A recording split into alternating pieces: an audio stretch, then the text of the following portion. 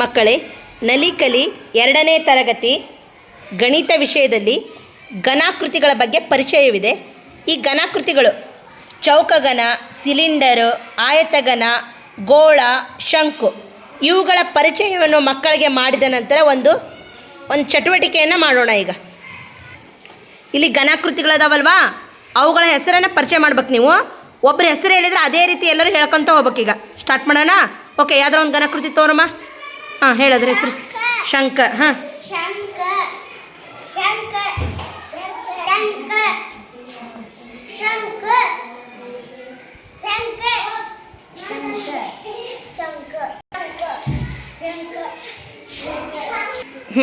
ಅದ್ಯಾವುದಮ್ಮ? ಗೋಳ.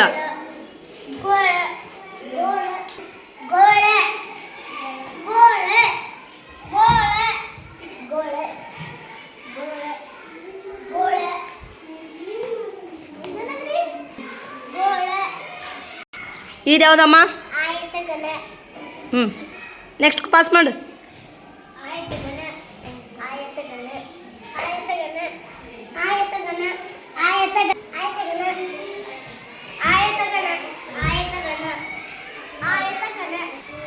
ಹೌದು, ಯಾವ ಆಕೃತಿಪ್ಪ?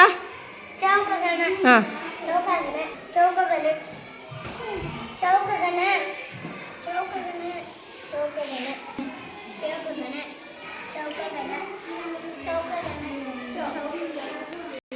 ಅದ್ಯಾವುದಮ್ಮ?